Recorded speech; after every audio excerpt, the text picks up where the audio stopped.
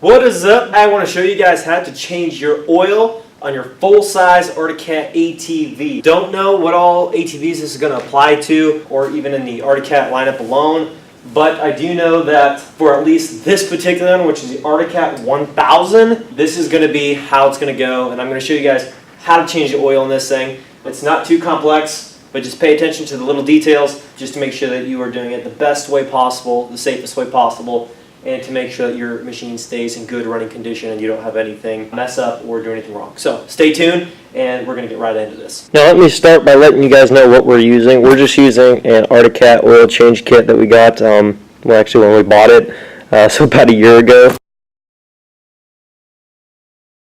So that's just all we have. It's a little bit dusty right now. And then what I've got is a ratchet extension, oil filter remover thing, I don't even know.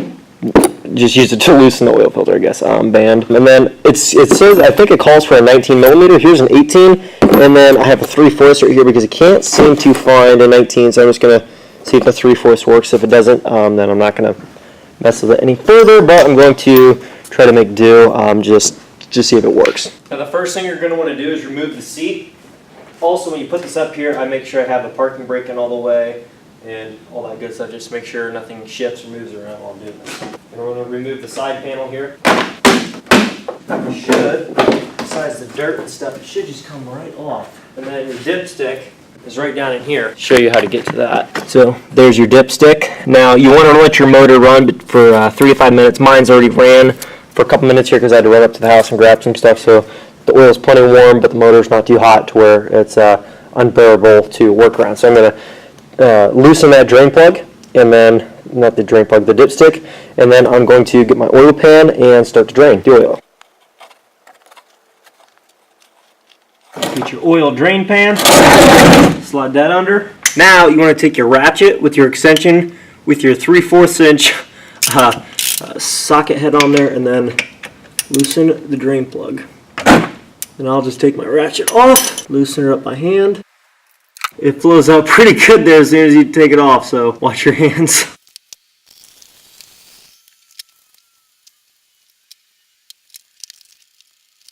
Okay, so once your oil is pretty much all the way drained out, there might be a couple drips here and there.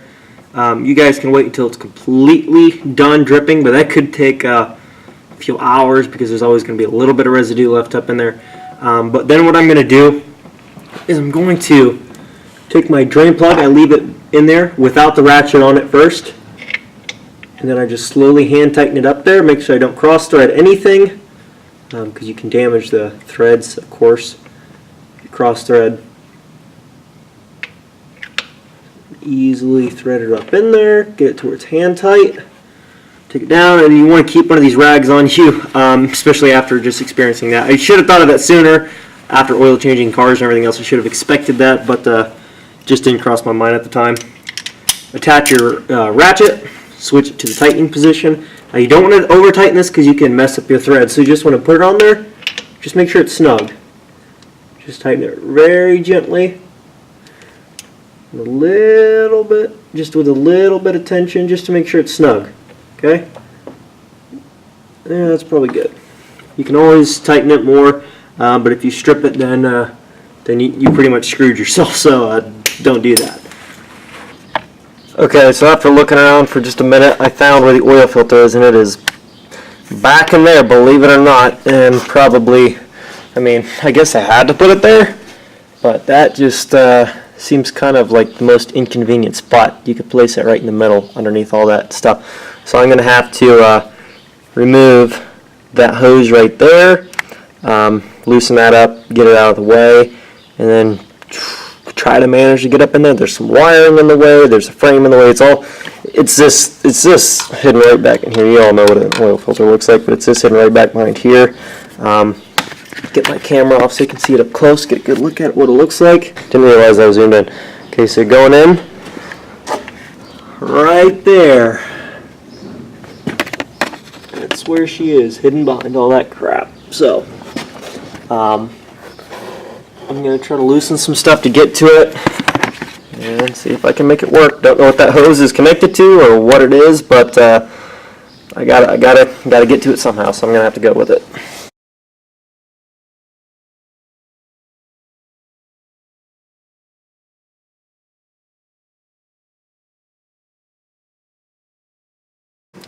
Well, apparently it was just that line held oil and fed it to the filter, which I guess makes sense. It was hooked up to the oil filter there where it sends the oil into the go through the filter. But hopefully that doesn't really mess with anything. It shouldn't be a problem since I'm replacing the oil anyhow. Hopefully that'll just drain out whatever it is. I'm going to wipe all that oil off the frame, make sure it's all clean, and then I'm going to take the oil filter off, put the new one on, reconnect the hose, and then top her back off with oil, and everything should be good. Get a little bit closer up here so you guys can see. Zoom out, just get up close. See that that silver line right there feeds the oil into the filter. That hose is connected to it. I disconnected to get back to that oil filter right there because it's completely cut off, so you can't get to it without taking that off. Now, maybe they did that on purpose so that you remember to take that hose up to drain out any extra of the oil that might be in the system. Not entirely sure, but so I guess that's what you got to do to get in there.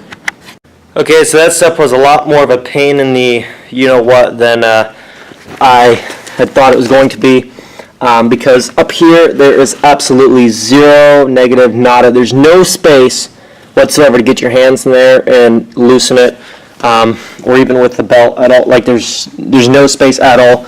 And then what I decided is I'm going to drop the skid plate and try to go up from underneath. Even then it was almost impossible. Even if you had that fully tightened to where you didn't have to make any adjustments or anything, you could just wiggle it loose. But I did finally get the seal broke with that, but it took me probably an hour of trying to get this done just to break the seal loose on this filter, because it's kind of in a very not so thought out location, therefore making it very, very difficult to work on. So finally got it loosened up here, and hopefully it's not such a pain in the butt to get it back on. But of course it's probably going to be something, sadly. They really need to work on this. I mean, this is this is so dumb, this location. You almost can't get to it. Get the oil filter just about off here. Okay. There we go. I'm just gonna drop it in there.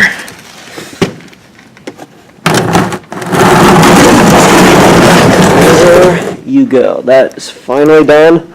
I could not be happier that is freaking off. Now hopefully putting on a new one is not near as difficult, because that absolutely sucked. So now I'm going to put my oil filter back on. Not back on, put my new one on. Get a little bit of the new oil. Just put it around the seal. Now that I got the oil, just put the oil around the ring. New oil on the new filter, and it's ready to go in. So I'm going to have to get under there and then thread it from underneath. So let's see what we can do here.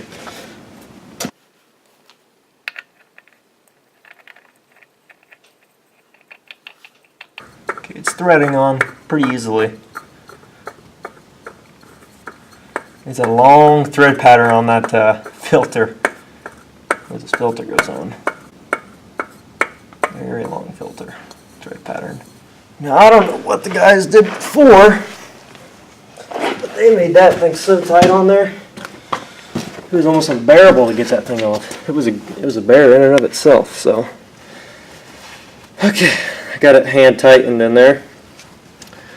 I'm going to put my hand in here again. Hand tighten just a little bit more with a little bit better grip. And that's all I'm going to do. I'm not going to do anything more than hand tight, because I want to be able to get her off someday and not have to spend half the day doing it. Should be good to go. So now you're going to place your oil funnel down here, if you can fit it. Don't have a proper one for this, what do you call it, application, but got to make do, so I'm going to try to make this work. Now, you want to use 0W40. Articat oil is what they recommend, of course, for their machines. Now, I don't know the exact amount that's supposed to go in here, but I'm just going to add some, check the dipstick, add a little, check the dipstick, and just, that's pretty much the best way to go about it if you don't know the exact measurements, because you can always take more, put more in, but it's kind of a pain in the butt to take it out. So, now I think I probably only put about a quart in there. I'm going to check the dipstick and see what it reads. Not even touching the dipstick yet, so I'm just going to empty it out to the 2-quart reading.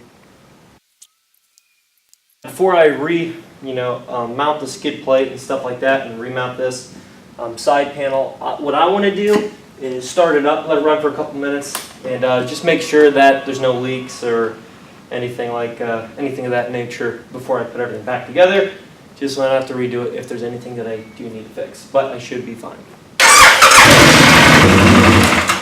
Everything's looking good, so I'm going to reinstall everything that I detached.